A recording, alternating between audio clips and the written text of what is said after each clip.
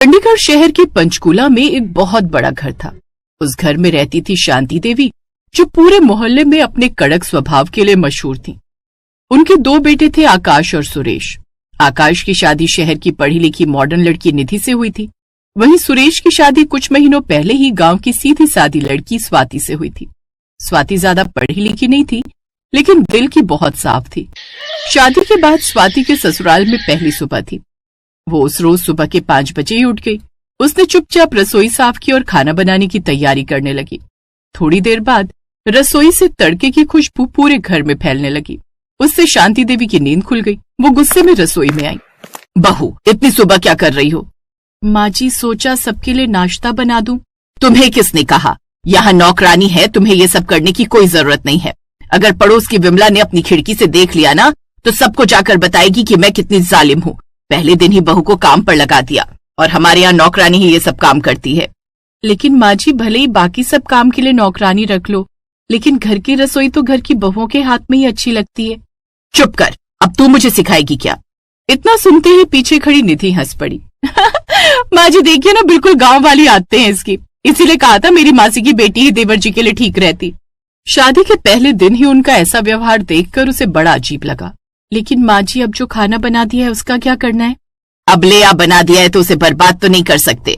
फिर कुछ देर बाद स्वाति ने गरम गरम आलू की सब्जी और फूली फूली पूड़ियां बनाकर टेबल पर रख दी। अरे वाह, आज तो खाना बहुत स्वादिष्ट है। हाँ माँ, आज सब्जी का स्वाद अलग है। हाँ, आज का खाना छोटी बहू ने बनाया है। अच्छा, फिर तो रोज इसी से बनवाइए। इसी बहाने हमें भी अच्छा खाना खाने को मिलेगा। ये सुनकर निधि का चेहरा उतर गया। कुछ देर बाद वो कमरे में जाकर गुस्से में बोली, ये गांव वाली लड़की खुद को क्या समझती है? अरे तुम क्यों परेशान हो? आज तुम बड़ी उसकी तारीफ कर रहे थे। अरे खाना अच्छा बनाया तो तारीफ तो होगी ना। अच्छा, अब हमें काम पर जाने में देरी हो रही है, अब हम चलते हैं। ऐसा कहकर वो काम पर चले गए। स्वाति के हाथों का बना खाना सबको बड़ा पसंद आया था, कहीं न कहीं शांति देवी को भी, क्योंकि बड़ी बहू खाने के पास जाती नहीं थी और सारा खाना शीला ही बनाती थी। लेकिन वो और भी कई घरों में काम करती थी, जिस कारण वो जल्दी जल्दी खाना बनाकर जाती थी, जो कि इतना टेस्टी नहीं होता था। ऐसे ही कुछ दिन बीत गए। फिर एक रोज, मेम साहब, मैं 3 दिन के लिए अपने गांव जा रही हूँ। वो मेरी चाची की बेटी की शादी है ना, इसीलिए तो मैं अगले 3 दिन छुट्टी पर रहेंगी। क्या? तो फिर यहाँ हमारे लिए खाना कौन बनाएगा? माँ जी, आप फिक्र मत कीजिए, मैं हूं ना, मैं ये सब संभाल लूंगी। फिर दोपहर को जब स्वाति ने कढ़ाई में मिक्स सब्जी बनाई तो उसकी खुशबू बाहर तक फैल गई। पड़ोस की कमला चाची खिड़की से झांकते हुए बोली, अरे शांति, क्या बना रही हो? बड़ी खुशबू आ रही है। ये हमारी छोटी बहू बना रही है। खाना बनाने में तो उसका जवाब नहीं। खाने से पहले उसकी खुशबू से ही मन खुश हो जाता है। अच्छा, फिर तो मैं भी आती हूँ उसके हाथ की बनी रोटी सब्जी खाने। हाँ हाँ, आ जाना। फिर कुछ देर बाद कमला उनके घर आ गई। उन्होंने खाना चखा और बोली, अरे वाह, ऐसी सब्जी तो मैंने सालों बाद खाई है, और रोटी कितनी नरम है, इसका तो जवाब ही नहीं है। अब तो घर वालों के साथ साथ बाहर वाले भी उसके हाथ के बने खाने की तारीफ करने लगे। ये देख जेठानी को और भी ज्यादा गुस्सा आया और शाम को निधि ने गुस्से में शांति देवी से कहा, माँ जी, अगर छोटी बहू ये सब कुछ करेगी तो लोग मुझे क्या समझेंगे? सबके सब तो मुझे 1 नंबर का निकम्मा समझेंगे कि बड़ी बहू को तो खाना बनाना आता ही नहीं होगा, इसीलिए शाम का खाना मैं बनाऊंगी। हाँ, तो इसमें मुझे कोई प्रॉब्लम नहीं है। मेरी तो मेड गई हुई है, तब तक तुम लोगों को ही मैनेज करना है। अब तो जैसे उसे परमिशन मिल गई हो। अब वो शाम को किचन में गई और खाना बनाने लगी। दीदी, मैं मदद कर दूं? नहीं, तुम्हारी जरूरत नहीं है, मैं अकेले बना लूंगी। नहीं तो पता चला मेरा सारा क्रेडिट तुम ले जाओगी। अब निधि ने जल्दी जल्दी खाना बनाया, लेकिन सब्जी में नमक ज्यादा हो गया। जब सब खाने बैठे तो आकाश बोला, आज सब्जी बहुत नमकीन है, इसे किसने बनाया? और रोटी भी कितनी कड़क बनी है। तो खुद बना लेते। एक तो बना कर दे रही हूँ, ऊपर से मुझे तुम ऐसे बोल रहे हो। इतना शौक है अच्छा खाना खाने का तो फिर तुम खुद ही बना लो। अब टेबल पर सन्नाटा छा गया। एक तो बनाओ, ऊपर से तुम लोगों की बातें भी सुनो। अब जैसे तैसे उन सब ने वो खाना खाया। अब सुबह का खाना स्वाति बहू तुम ही बनाना। तुम्हारी रोटी और सब्जी कम से कम चबा तो सकते हैं। फिर अगली सुबह स्वाति ने जल्दी जल्दी सबके लिए कटहल की सब्जी और गरम रोटियां बना दी। उस वक्त सबने उसकी खूब तारीफ की। ऐसे दिन बीतने लगे। कुछ महीनों बाद अचानक दोनों भाइयों का बिजनेस घाटे में चला गया और अब उनके घर की आर्थिक हालत खराब होने लगी। उन्होंने अब शीला को भी काम से निकाल दिया और अब घर का सारा काम बहुओं को ही करना था। लेकिन अब ये सब काम करके निधि परेशान हो गई। मैं इतना काम कैसे करूं? दीदी चिंता मत करो, आप थक गई हैं तो मैं कर लूंगी। निधि पहली बार चुप हो गई। जिस लड़की को वो कम समझती थी वही आज घर को संभाल रही थी। पहले जिस घर में नौकर चाकर काम करते थे, अब वही घर सादगी से चल रहा था। शांति देवी अक्सर चिंतित रहती थीं। एक शाम, कुछ समझ में नहीं आ रहा है क्या होगा, दुकान का काम कैसे चलेगा। दुकान दिन पर दिन कर्जे में डूबती जा रही है। हाँ माँ, अब तो हमें घर खर्च निकालने तक की भी मुश्किल होने लगी है। पिछले 2 महीनों से हमने बिजली का बिल तक नहीं भरा है। छोटे, घबरा मत, कोई ना कोई रास्ता निकल ही जाएगा। कुछ समझ नहीं आ रहा अब क्या होगा। दुकान का काम कैसे चलेगा? दुकान दिन पर दिन कर्जे में डूबती जा रही है। निधि अब चुप थी। उसे पहली बार समझ आ रहा था कि पैसे की कीमत क्या होती है। उधर स्वाति रसोई में चुपचाप सब्जी बना रही थी। कढ़ाई में जब उसने जीरा डाला तो खुशबू पूरे घर में फैल गई। लगता है आज फिर स्वाति ने कमाल कर दिया। उस दिन स्वाति ने दाल मखनी की सब्जी और गरम गरम रोटियां बनाई थी। उसकी खुशबू इतनी अच्छी थी कि पड़ोस की कमला चाची फिर उनके घर की ओर खिंची आई। अरे शांति, आज तो फिर से वही खुशबू आ रही है। ये तो हमारी छोटी बहू का कमाल है। अब कमला भी उनके साथ खाना खाने बैठ गई। वाह वाह वाह, ऐसा स्वाद तो आजकल होटल में भी नहीं मिलता। स्वाति बेटी, तुम घर का खाना क्यों नहीं भेज देती? ये सुनकर सब लोग चौंक गए। मतलब?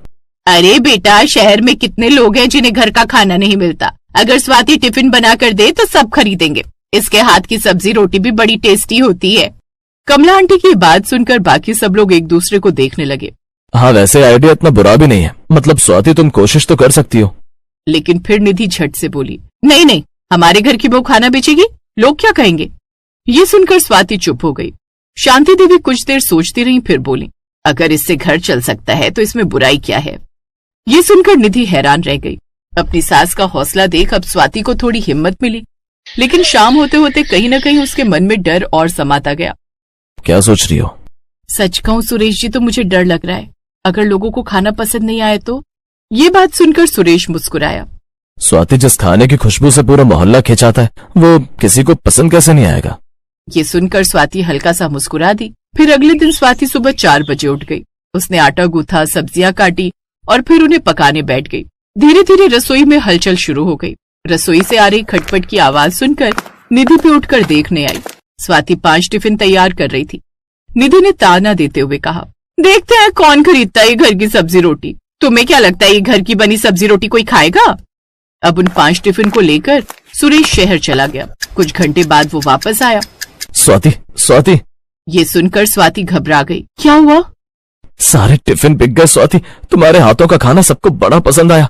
और तो और लोगों ने कहा कि कल से और टिफिन भेजना। ये सुनकर स्वाति की आंखों में खुशी के आंसू आ गए। शाबाश बहू, देखा मेहनत कभी बेकार नहीं जाती। अब उसके टिफिन और भी ज्यादा बिकने लगे। और फिर एक रोज, स्वाति, कल के लिए पूरे 50 टिफिन का ऑर्डर आया है और 40 टिफिन का मुझे मिला है। क्या? इतने सारे? तू घबरा मत बहू, हम तेरी मदद करेंगे। निधि दूर से ये सब देख रही थी। अगली सुबह उसने देखा कि स्वाति काफी थक गई थी। तब निधि पहली बार उसके पास आई। स्वाति, लाओ मैं तुम्हारी मदद कर दूं, आखिर ये हमारा ही घर है। अब रसोई में दोनों बहुएं साथ काम करने लगी। अब उनकी आर्थिक तंगी खत्म होने लगी और कुछ समय बाद उनके ऑर्डर दिन पर दिन बढ़ते गए और अब उनका सारा कर्जा भी खत्म हो गया और वो खूब कमाई करने लगे।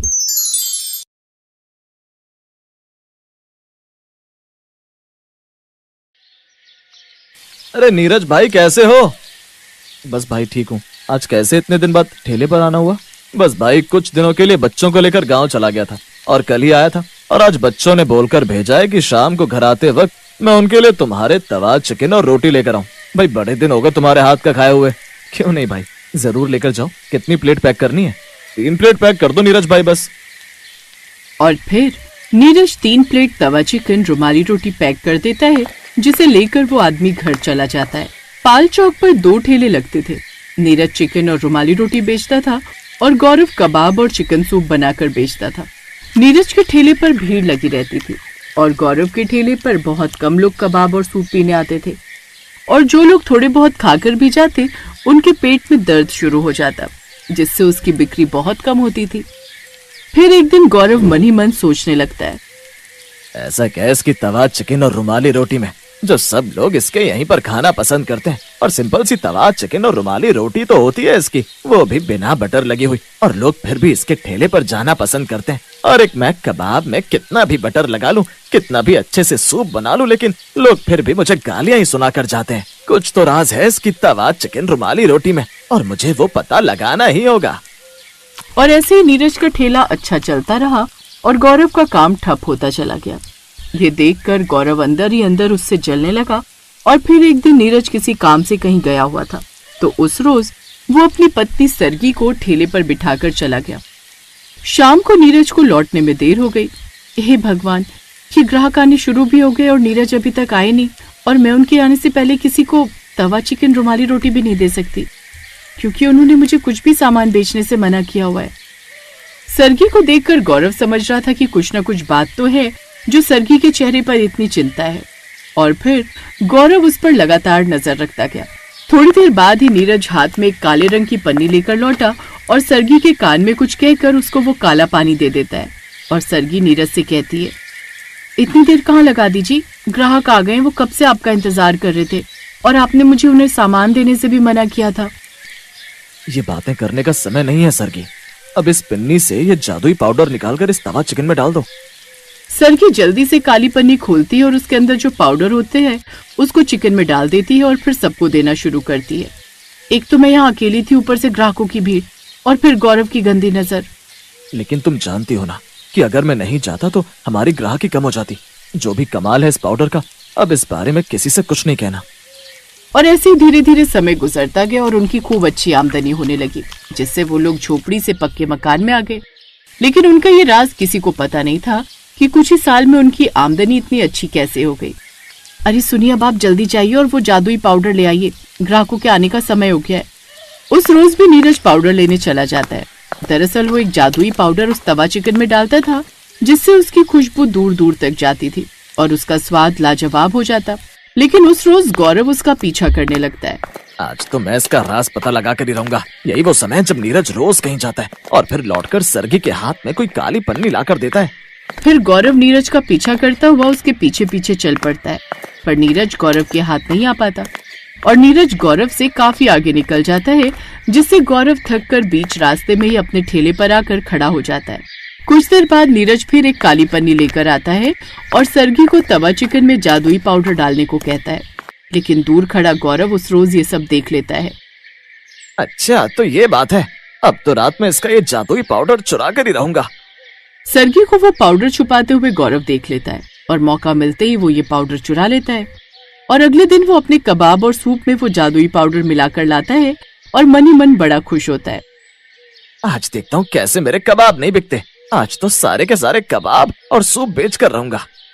लेकिन गौरव के कबाब में जादुई पाउडर डालने से भी ऐसा कोई जादू नहीं हुआ जिससे उसके ठेले पर ग्राहक आए और उसकी बिक्री हो। 2-4 ग्राहक आए भी तो वो भी नाराज हो गए।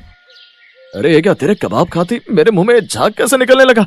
अरे ये तो सब बेकार है। छी, कितना बेस्वाद है, कितना बेकार है ये तो। मैं तो कहता हूँ मारो इसे। अरे मारो, न जाने क्या मिलाकर हमें खिला रहा है ये। अब गौरव बुरी तरह से डर गया। ग्राहक उसे चप्पलों से मारने लगे। मुझे छोड़ो, नहीं, छोड़ो मुझे, छोड़ो। अब उसका ठेला हमेशा के लिए बंद हो गया और गौरव को अब और भी ज्यादा गुस्सा आने लगा नीरज पर। एक दिन वो नीरज के घर जाता है। अरे भाई नीरज, एक बात तो बता यार, ऐसा क्या मिलाता है तू अपने तवा चिकन रुमाली रोटी में जो लोग मेरे ठेले पर नहीं आते, तेरे ही ठेले पर आते हैं? और मैं कितना भी अच्छे कबाब बना लूं तब भी लोग मुझे खरी खोटी ही सुनाकर चले जाते हैं। कौन सा काला जादू करता है तू जो लोग तेरे ही ठेले पर आते हैं? मेरा तो काम धंधा सब बंद हो गया। मुझ पर तो पैसे का अकाल पड़ गया। मेरे बीवी बच्चों के तो भूख के मारे मरने की नौबत आ गई रे। जो पैसे थे वो सब खत्म हो गए। जी तो चाह रहा है अपने परिवार के साथ कूद कर आत्महत्या कर लूं। अरे नहीं, ऐसा मत बोल गौरव भाई। अरे ये तो अपने अपने हाथों का स्वाद है। अब लोगों को मेरे हाथों का स्वाद अच्छा लगता है तो बस वही बात है। और ये मरने वाली बातें मत करो। सरगी, इसको अंदर से कुछ पैसे लाकर दे दो, ये राशन भरवा लेगा। और हाँ, तुम भी थोड़ी और मेहनत करो, क्या पता तुम्हारा काम धंधा भी अच्छा चल पड़े। लेकिन आपने तो कोई जादू के बारे में कहा ना, कोई जादू नहीं है। तुम बेकार की बहस मत करो। और इतना सुनकर गौरव अपने घर आ जाता है और फिर मन ही मन कहता है, कोई ना कोई तो जादू है इस नीरज के पास, लेकिन ये अब भी मुझे कुछ नहीं बता रहा। ये रोज कहीं ना कहीं पर जाता है, लेकिन कुछ दूर जंगल में जाने के बाद न जाने कहाँ ओझल हो जाता है और फिर काली पिन्नी लेकर आता है। लेकिन जब मैंने वो जादुई पाउडर डाला था तब तो मेरे कबाब और भी बेकार हो गए थे। आखिर ऐसा क्यों हुआ? कोई ना कोई राज तो छिपा है इन सब के पीछे। उस रोज गौरव सुबह से ही उसकी ताक में बैठा था और वो उसका पीछा करते करते उस जंगल तक पहुंच गया। जंगल के बीचों बीच वो उसे एक बंद कोठरी के अंदर जाता देखता है, जहाँ एक ओखली होती है जिसमें वो मसाले कूट कर उस काली पिन्नी में भर लेता है। गौरव उसे रंगे हाथों पकड़ लेता है। अच्छा, तो ये है तेरा वो राज, वो काले जादू का कमाल। तुम अपने ठेले पर लोगों को बुला बुला कर भीड़ लगवाते थे। नीरज गौरव को वहां देखकर भयभीत हो गया और गौरव से बोला, अरे गौरव, तुम यहाँ कैसे? मैं तो बस ऐसे ही आया था। मैं बहुत दिनों से तुम्हारे इस राज को जानने के चक्कर में था। एक बार तो पीछा भी किया था, पर उस दिन तो तुम बच गए, पर आज नहीं बचोगे। आज सच बताना ही पड़ेगा तुमको। अब बस भी करो, कितना छुपाओगे? इस राज को मुझे भी बताओ। अब ऐसा क्या है इस ओखली में जो तुम यहाँ आकर मसाले कूट रहे हो? ओखली तो तुम्हारे घर भी है। ज्यादा पूछने पर नीरज उस ओखली के राज को गौरव को बता देता है। ये घर एक बूढ़ी अम्मा का था और उनको तवा चिकन रुमाली रोटी बहुत पसंद थी। वो अक्सर मेरे ठेले पर खाने आती थी, पर एक दिन उनकी मौत हो गई और मरते समय उन्होंने मुझे ये आशीर्वाद दिया। जब तू मेरी ओखली में अपना तवा चिकन रुमाली रोटी के लिए मसाले कूट कर ले जाएगा, तब से तेरा ठेला बहुत अच्छा चलेगा और तेरे ठेले पर ग्राहकों की भीड़ ही भीड़ रहेगी और एक दिन तू इतना अमीर बन जाएगा कि अपनी खुद की दुकान खोल लेगा। बस यही सच था। मैं यहाँ डेली मसाला कूट कर ले जाता हूँ और जाकर तवा चिकन रुमाली रोटी में डाल देता हूँ, जिससे मेरी बिक्री बहुत अच्छी होती है और मेरा तवा चिकन रुमाली रोटी का टेस्ट दोगुना हो जाता है। बस यही अम्मा का जादू है। पर एक दिन जब तुम मसाला लेकर आए थे तो कुछ बचा हुआ मसाला मैं चुरा कर ले गया था और अपने कबाब में डाल दिया था, पर लोगों ने फिर भी मुझे खरी खोटी सुनाई और मारा भी। तभी से मेरा ठेला ही बंद हो गया। थोड़ी देर बाद उस कोठरी में रखी ओखली में से एक हंसती हुई बूढ़ी औरत की आवाज आई। अरे क्या हुआ गौरव, तेरे कबाब का टेस्ट नहीं बढ़ा था क्या? पता है क्यों? क्योंकि तू लालची है, लालची और एक नंबर का कंजूस इंसान है, इसीलिए तेरे कर्मों का फल तुझे मिल रहा है। तूने कभी भी भूखे को खाना नहीं खिलाया और हमेशा उनको डांट कर भगा दिया करता था। और एक दिन मैं भी तेरी दुकान पर आई थी, जिसे तूने डांट कर भगा दिया था, और नीरज ने मुझे चिकन रुमाली रोटी खिलाई थी और उस समय मैं तुम्हें श्राप देकर चली गई थी और नीरज को आशीर्वाद देकर। बस यही बात है कि तुम्हें तुम्हारे कर्मों का फल मिल रहा है और नीरज को उसके कर्मों का फल मिला। ये कहने के बाद फिर वो बूढ़ी अम्मा एकदम से गायब हो गई। गौरव को अपनी गलती का पछतावा हुआ। उसने नीरज से माफी मांगी और नीरज ने उसे अपने साथ काम पर रख लिया। अब गौरव कभी उससे ईर्ष्या नहीं करता। नीरज का काम और भी अच्छा चलने लगा।